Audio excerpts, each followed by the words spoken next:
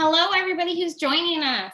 Today, we are going to go over VA educational benefits, and this is going to be presented to you by UA Little Rock's Military Student Success Center. We'll start by introducing ourselves. Naisha? Hello, everyone. I am Naisha. I am the military program recruiter and admissions counselor here. I've been serving in the Army Reserves for 6 years now. My job here is to work as a liaison between the Little Rock Air Force Base and Camp Robinson. I also am a backup certifying official, and I help with processing for the GI Bill and VA education benefits. I help students with different inquiries and questions, and I provide a holistic military onboarding process. If you need to contact me, you can email me at napratt1@ualr.edu or call me at 501-682-8387. All right, and my name is Casey Greenwood.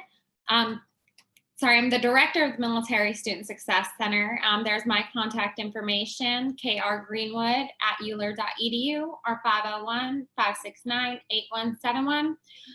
So I served 10 years active duty in the Air Force, and now I'm currently serving in the Air Force Reserve. So I do an array of activities for the center. I help military students with general inquiries. I work with the transfer student services and the department chairs to see what military credits we can take in and count towards our degrees and save some veterans some time. I work on different committees to represent our schools, which helps with the concerns of our military population. I am also a certifying official for VA benefits. I verify grades, academic status, and reference to VA education benefits, verify the VA education tuition and fee payments, kind of have a little knowledge of all the education benefits that you're going to hear about today.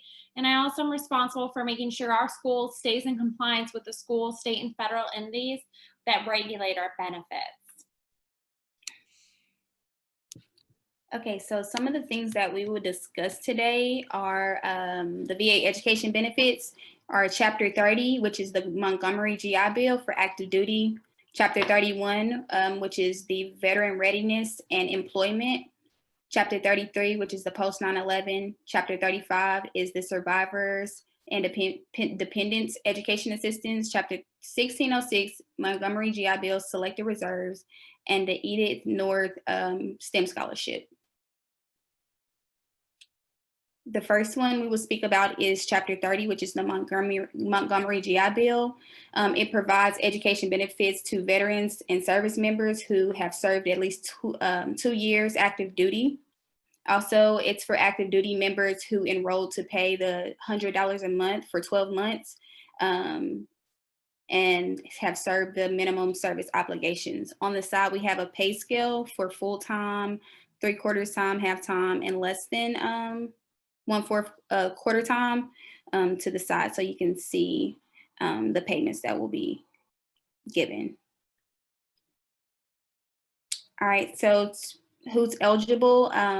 Those who are maybe eligible for Chapter 30 are those currently in service after 2 years of active duty. If you've separated, you may be eligible if you have entered active duty after June 30th, 1985. If you received a high school diploma after your first period of service. You can also have 12, you may be eligible if you have 12 hours of credit or you receive honorable discharge. Different rules apply if you've entered active duty after July 1st, 1985. Next, we will discuss Chapter 31. Chapter 31 was recently changed from vocational rehab to vocational rehabilitation to veteran readiness and employment. It provides education benefits to veterans and service members who have a service-connected disability that prevents them from working.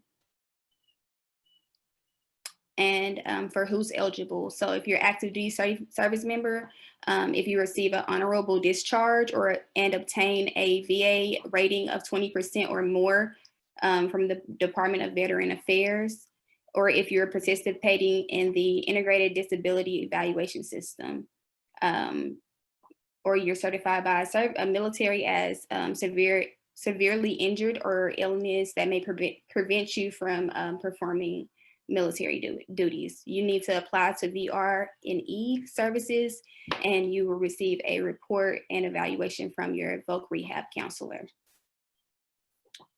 Also, veterans are eligible if they received a discharge other than dishonorable and have a service-connected disability rating of at least 10% from the VA. All right, Chapter 33. You will be eligible for Chapter 33 if you have at least 90 days of continuous active duty after September 10th, 2001. If you're still on active duty, if you have an honorable discharge as a veteran, or a discharge with a service-connected disability after 30 days, you are eligible for this VA program. This benefit also can be transferred. However, the member must have served at least 6 years and have 4 years retainability at the time of the transfer. You may be eligible. Individuals who have served at least 90 days continuously on active duty after September 10th, and to be eligible for 100% disabilities, you have to have served for 36 months of active duty, and also if you were discharged after September 10th, 2001 for a service-connected disability after 30 days of continuous active duty service. And here's also the chart that explains the percentages that you can receive for the service.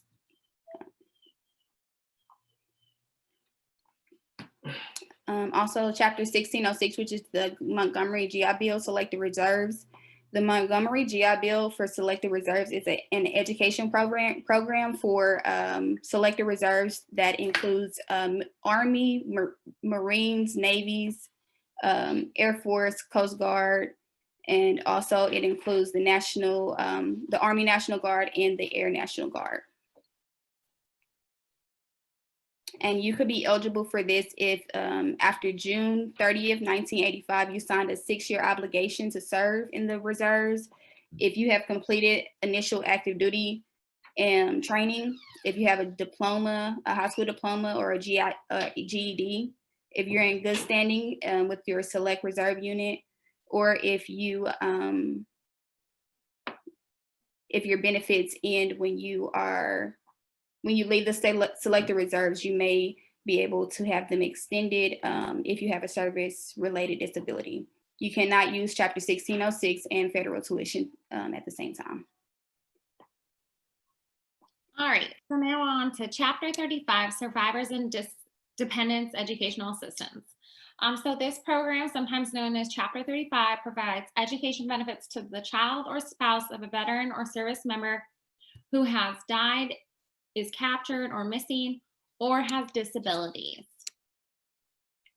Who is eligible? Both you and the veteran or service member must meet certain eligibility requirements.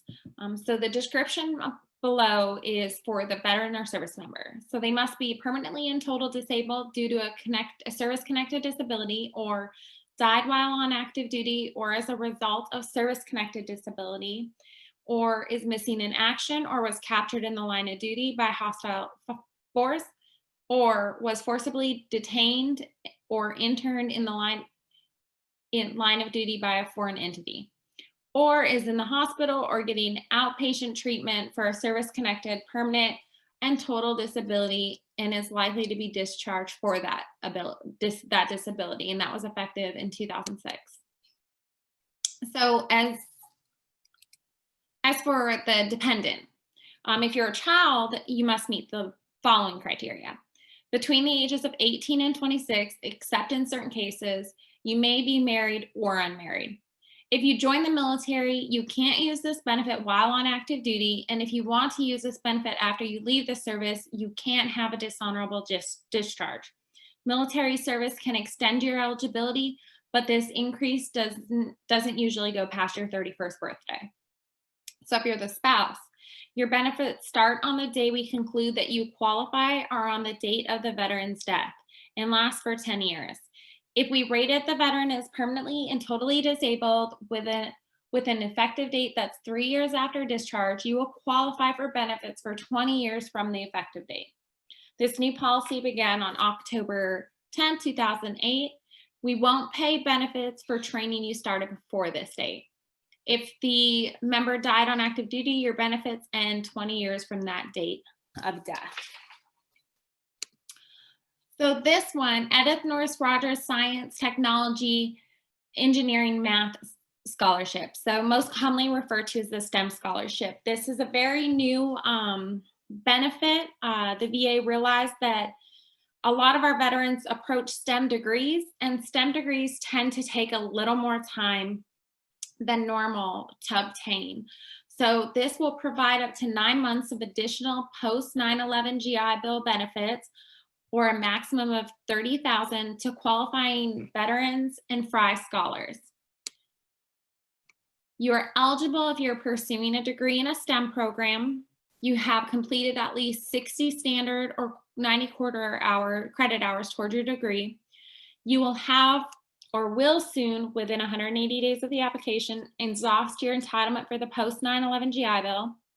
Your post-secondary degree requires at least 120 semester credit hours of completion in a standard undergraduate college degree.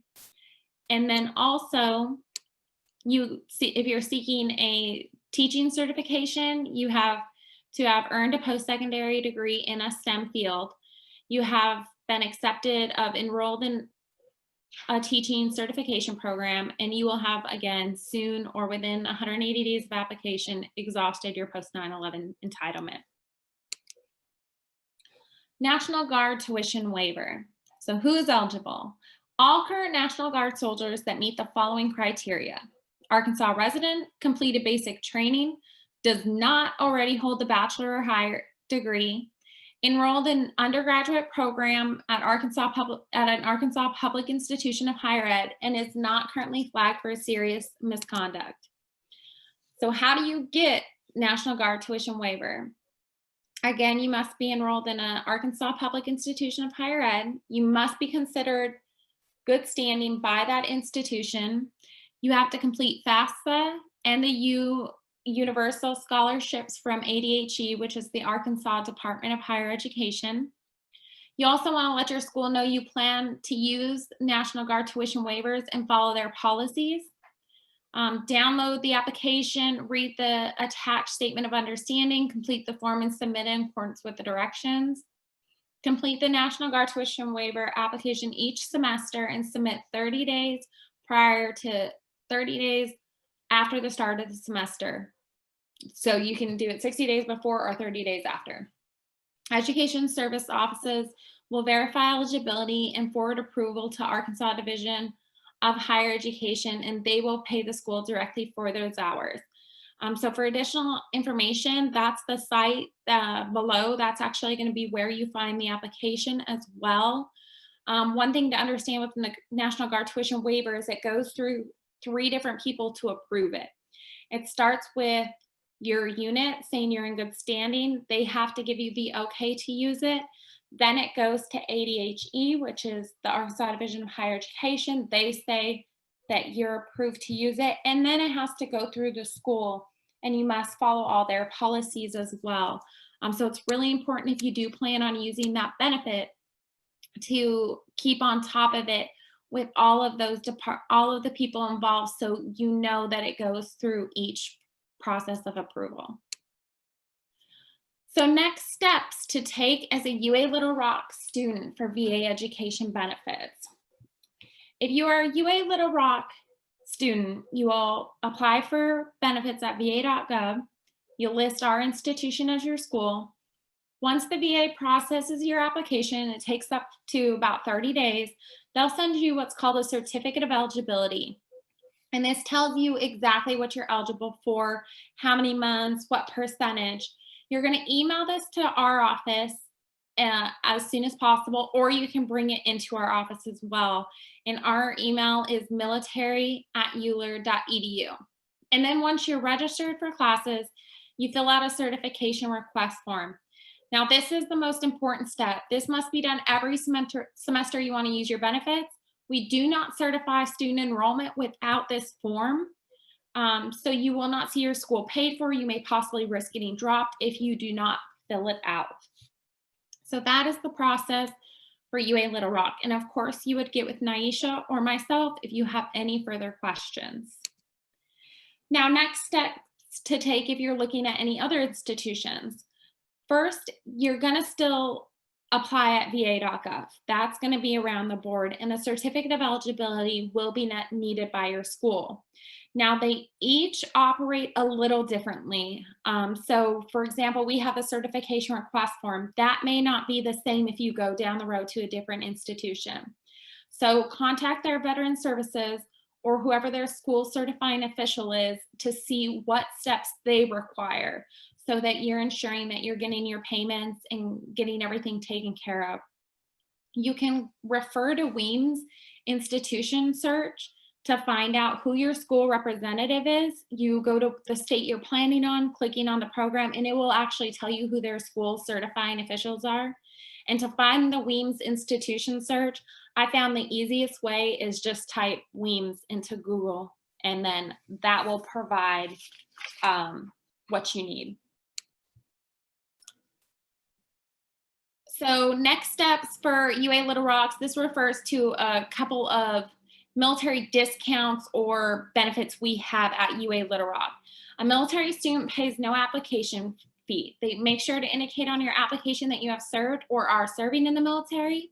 Military students, for the purpose of special tuition and fees, are defined as active duty, Guard Reserve, or honorably separated veterans. When you are marked military, you don't have to pay that application fee, and you also get majority of the campus fees waived. The only fee that a military student is responsible for paying will be the technology fee. So follow us on Facebook and Instagram to stay up to date on things happening within the center. We do also share benefit related information. So if UA Little Rock is not your school, you can at least follow to see if there's any updates with the VA veteran benefits. And then there's our links.